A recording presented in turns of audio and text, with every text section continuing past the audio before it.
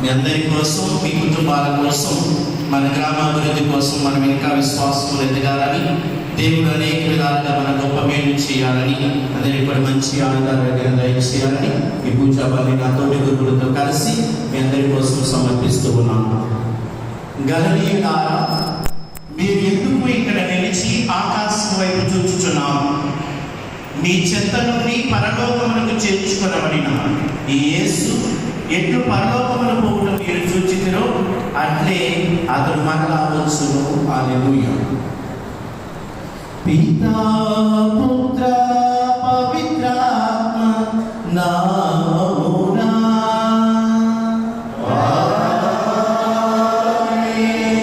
మన ప్రభువైన యేసుక్రీస్తు కృపా, సర్వేశ్వరుని ప్రేమ, పవిత్రాత్మ సహవాసము మీ అందరితో ఉండును గాక. మీ ఆత్మతో ఉండును గాక.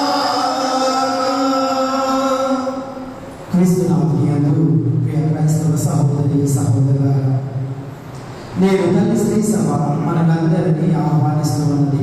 ఇదిగో ఈరోజు క్రీస్తు మోక్షారోపణ పండుగ మహోత్సవానికి మనందరినీ తల్లి శ్రీ సభ ఆహ్వానిస్తూ ఉన్నది.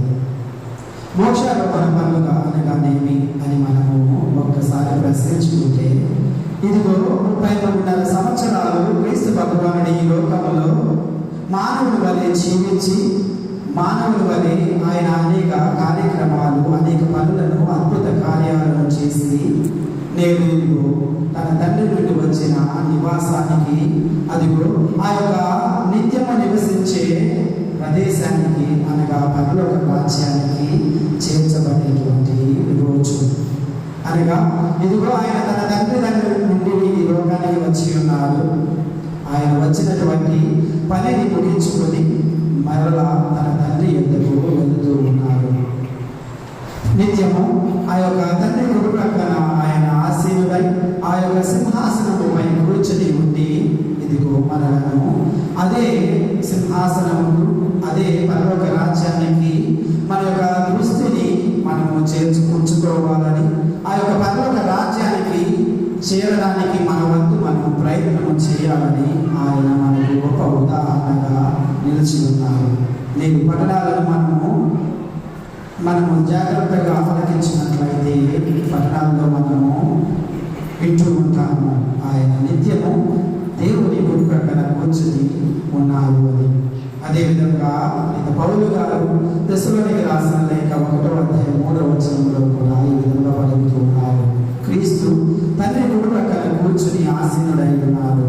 మనము కూడా మన వంతు మన యొక్క దృష్టిని ఈ లోక వస్తువులపై పెట్టుకోకుండా పరలోక వస్తువులపై మనము ఉంచినట్లయితే మనము కూడా ఆ పరలోక రాజ్యానికి చేరతాము అని ఆయన మనకు బోధిస్తూ ఉన్నారు. అనగా మన హృదయాలను ఈ లోక వస్తువులపై మనము పెట్టుకోకుండా పరలోక వస్తువులపై మనము నిమగ్నమయ్యేలా మన యొక్క మార్గము ఆ పరలోకానికి చేరడానికి ఆ దేవుడు మనకు సహాయం చేస్తారని ఆయన బోధిస్తున్నారు.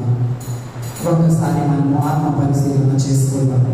మన యొక్క దృష్టి చూపులు దేనిపై నిమగ్నమై ఉంటుంది? ఈ లోక వస్తువుల పైన, ఈ లోక ధనముల పైన, ఈ లోక అంతస్తుల పైన, లేక సంపదల పైన, ఆరోగ్యము పైన, లేక పదవుల పైన మన యొక్క హృదయాలు ఏ విధంగా దేనిపై ఉన్నాయో ఒక్కసారి ఆత్మ పరిశోధన చేసుకున్నాము. ఎందుకు అనగా డబ్బు కానీ, భూములు కానీ, ఇల్లు కానీ, ఉద్యోగాలు కానీ, హోదాలు కానీ, ఇతర ఎటువంటి ఈ లోక ఆశలు మనలను పరలోక రాజ్యానికి చేరడానికి మాత్రము సహకరించవు, సహాయం చేయవు. కానీ మనము పరలోకముపై మన యొక్క హృదయాన్ని ఉంచిన ఎడల మన యొక్క ఆశలు కూడా పరలోకానికి చేరుతూ ఉంటాయి. ఆ పరలోక రాజ్యానికి చేరడానికి మనము ప్రయత్నిస్తూ ఉంటాము.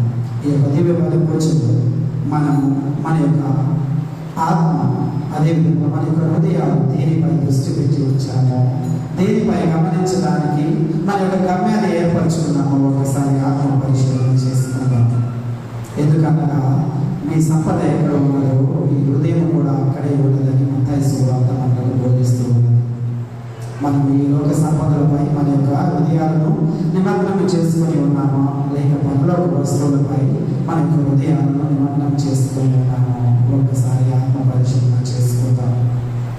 కొన్నిసార్లు తెలిసి తెలియక చేసిన తప్పిదాలను దేవుని యొక్క కృపను, అనుగ్రహాలను కోరుతూ హృదయ పరివర్తన చెందుతూ మన పాపములను ఒప్పుకొని ఈ యొక్క దివ్య బలి పూజలో పాల్గొంటాం.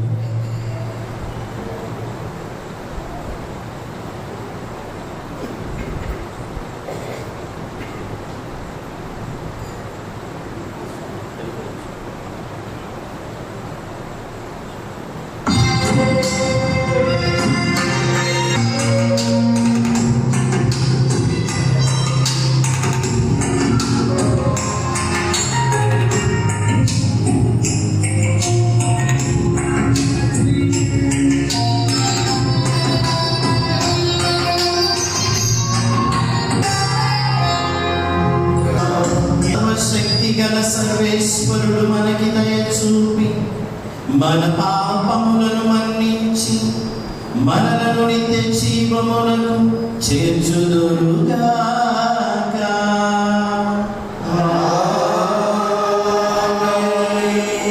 ప్రభువా దయ చూపుము, ప్రభువా దయ చూపుము, క్రీస్తువా దయ చూపుము, క్రీస్తువా దయ చూపుము, ప్రభువా దయ చూపుము, ప్రభువా దయ చూపుము.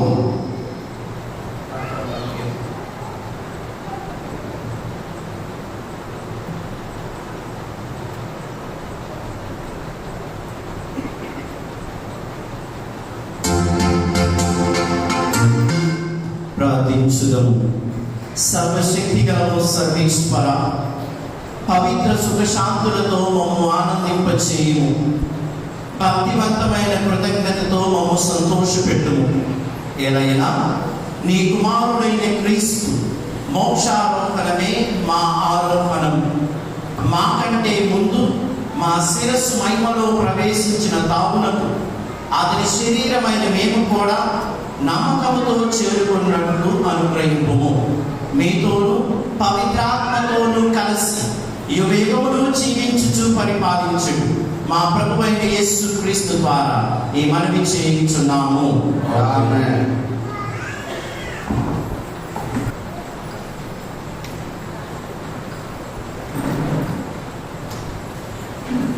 మీరు ఎందుకు ఇక్కడ నిలిచి ఆకాశం వైపు చూస్తున్నారు? యేసు మీ చెంత నుండి పరలోకమునకు చేర్చుకొనబడెను.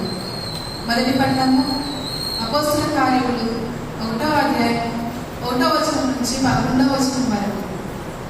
అపోస్తల కార్యములు 1వ అధ్యాయము 1వ వచనం నుంచి 11వ వచనం వరకు. ఓ తెకోయిలారా, యేసు పరలోకమునకు కొనుక్కోబడిన దినము వరకు చేసిన పనులను, బోధించిన విషయములను అన్నిటినీ గురించి నా ఎదుటి మొదటి గ్రంథంలో రాసితిని. ఆయన పరలోకమునకు వెళ్ళకముందు తాను ఎన్నుకున్న అపోస్తలులకు పవిత్రాత్మ ద్వారా కొన్ని ఆజ్ఞలను ఇచ్చెను. యేసు మరణించిన పిదప 40 దినముల పాటు తాను స్వయముగా వారికి కనిపించుచు తాను సజీవుడనని వారికి పలు విధములుగా రుజువుపరచుకుని దేవుని రాజ్యమును గూర్చి వారికి బోధించెను. ఆయన వారితో ఉన్నప్పుడు వారికి నువ్వు ఆజ్ఞాపించెను. మీరు యెరూషలేమును విడిచి వెళ్ళక నేను మీకు తెలియపరచినది నా తండ్రి చేసిన వాగ్దానం కొరకు వేచినుడు. ఏదైనా యోహాను నీటితో బాప్తిజం ఇచ్చాను, కానీ కొన్ని రోజులలో మీకు పవిత్రాత్మ చేత జ్ఞానస్నానం పొందుదురు. అపోస్తలులు యేసుతో ఉన్నప్పుడు ప్రభు, ఇప్పుడు మీరు ఇశ్రాయేలులకు రాజ్యం పునరుద్ధరించగలరా అని అడగగా యేసు వారితో, కాలమును సమయములను నా తండ్రి తన అధికారంలో ఉంచుకొని ఉన్నాడు. వాటిని గురించి తెలుసుకుంటా మీ పని కాదు. ఆయనను పవిత్రాత్మ మీ పైకి వచ్చినప్పుడు మీ శక్తిని పొందుదురు.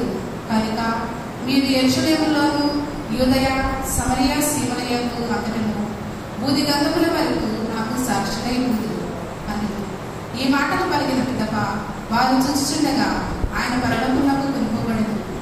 అప్పుడు వారి కనులు కనపడకుండా ఒక మేఘము ఆయనను క్రమివేశారు. ఆయన వెళుచుండగా వారు ఆకాశం వైపు తేరి చూచుచుంది. అప్పుడు తెల్లని దుస్తులను ధరించిన 2 మనుషులు వారి వద్ద నిలిచి, గలిలయులారా, మీరు ఎందుకు ఇక్కడ నిలిచి ఆకాశం వైపు చూచుచున్నారు? మీ చెంత నుండి పరలోకమునకు చేర్చుకోబడిన ఈ యేసు ఎట్లు పరలోకమునకు పోగా మీరు చూస్తురో అట్లే ఆయన మరలా వచ్చును అని వారితో చెప్పి, ఇది ప్రభువు వాక్కు.